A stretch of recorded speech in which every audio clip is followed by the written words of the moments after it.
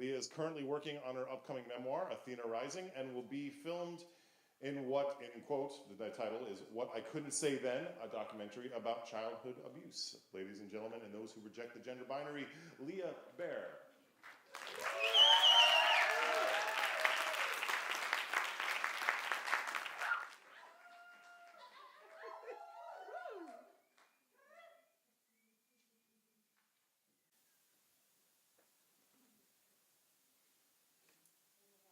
There were no ghosts in the house, no spirits inside my father's body, no glasses that fell spontaneously from shelves. It was all a hoax. Tricks my father played to give my mother what she wanted, to get him what he wanted. Rose and George were actors in Hollywood. They didn't want to be parents. Well, they never let me call them mom or dad. But they're dead now, safely dead. And I'm safe. It takes a long time to be safe, to not be afraid anymore. And that's why I'm dressed like a gypsy, like my mother. Why I can tell tarot cards now, like my mother. None of that makes me frightened anymore. The stories Rose told about spirits so hungry for life, they had to touch you to feel what you were feeling. They had to touch you to taste the food you were eating, to taste the food you were drinking. Those were all lies. None of it was true. But when I was a girl, a very little girl, I believed all of it. Children believe the lies their parents tell them. Children start to be safe when they can see through the lies. If somebody asks them what they're seeing, and they dare to say, maybe they can be safe then. In 1950, during a certain time, if you had asked me what I was seeing, if you asked me what was happening, and if I really trusted you, I might have told you. If you said that you'd believe me, if I knew I'd be safe with you, I'd probably have told you. If you let me draw and write a letter, I was a very strange and weird child who could read and write at an early age. If you let me do that, this is the letter I would have read to you. My mother's name is Rose, and she was a gypsy queen. She used to tell fortunes and tarot cards, and her gypsy's lover's name was Dotlow, and he was a horse thief, and he stole silver stallions. They did all that 100 years ago, in their last life, when they were lovers, before I was born. Sometimes it confuses me. I want to go to kindergarten next year. I want to play with the other kids, but Rose wants me to skip school forever so she can teach me everything I ever need to know about reincarnation and channeling spirits and books and art and sex and love across time. Dotlow is a ghost who searched all across time to find Rose again. He found her right after I got born. That's when she started dressing like a gypsy and telling tarot cards. George is my father. He doesn't like me. I don't like him. Rose hates him. She only married him because, well, he found her dead mother in the spirit world. Well, he can make his body go stiff, and his eyes roll back, weird in his head, and they're all white, and it scares me. But then spirits come in his body. She only married him to find her mama, who died just about the time Rose was my age. Rose says her mama and her will love each other forever across time, and when Rose dies, Rose and me will love each other forever across time. My father doesn't want me. He didn't want me to ever get born. He doesn't like kids, but Dotlow likes kids. Sometimes when I'm at my little table, coloring or painting, Rose and Dotlow, they want me. Between my room with my art and their room, there are drapes the color of forests at night. There are drummers and gypsy dancers on them. Sometimes when Rose and Dotlo call me, I go to their room. I use my powers. My powers are getting stronger now. There was this last time they called me, and it was like this.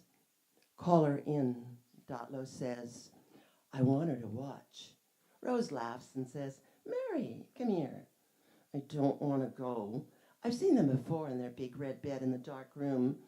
I smell her tigress perfume, and it's grown-up sweaty smell, and I don't like that, but I like the tigress perfume.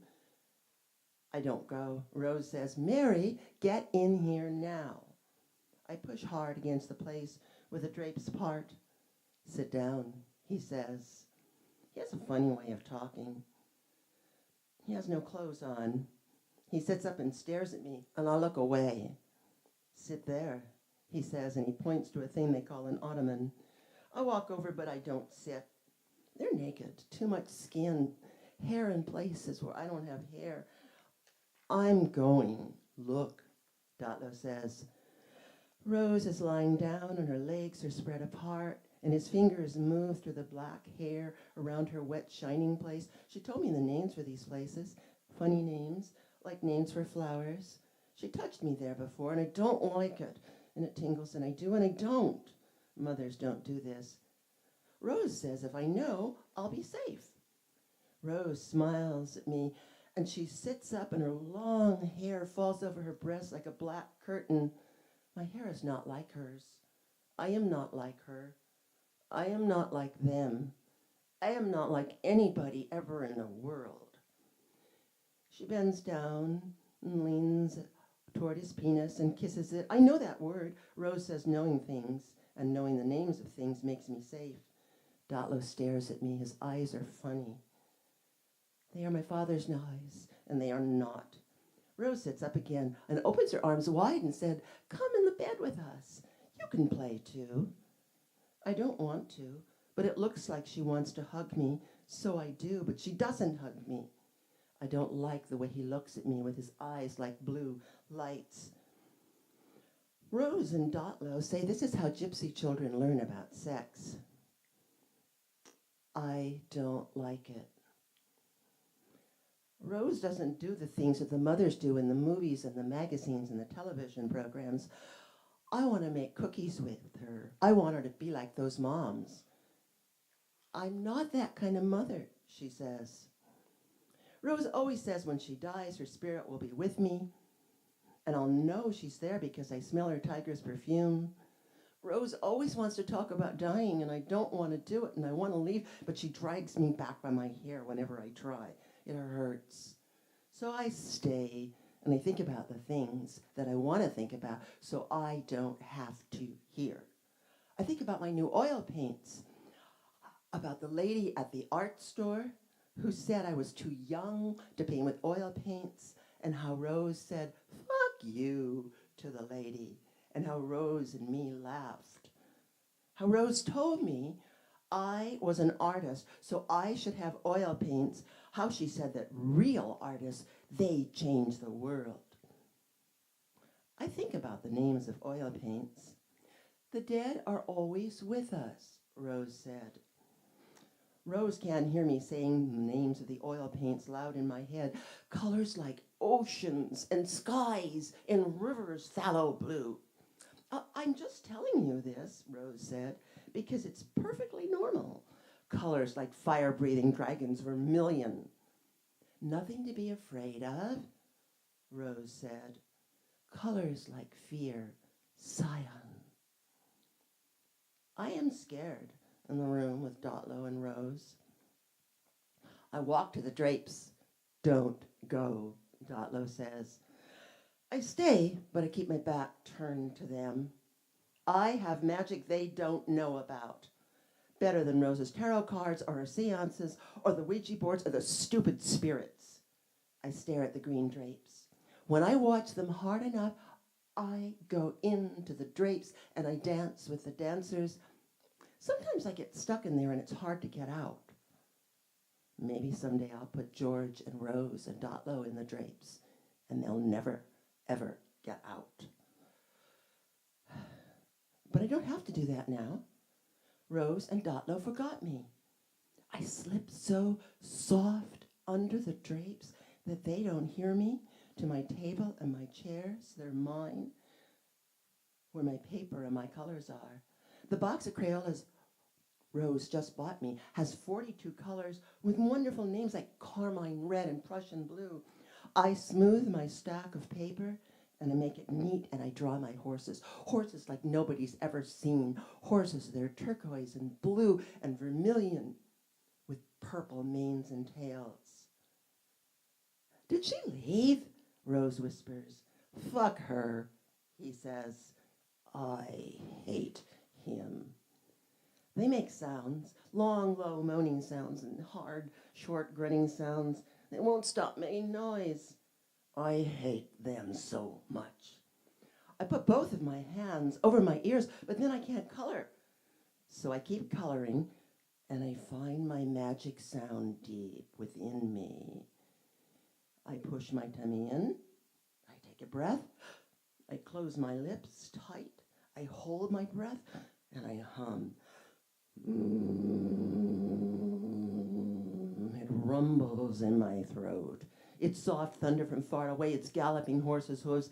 It thrumbles through my body and it buzzes in my toes. It's the purring of a lion. I think I'm a lion. Shut up, he says. We don't need her, she says. I hate both of them. My growling takes over the world. It's getting louder and louder. I can change everything. I can. Shh. There. They aren't even in the world anymore. Not now. Maybe next time I'll make them go away forever.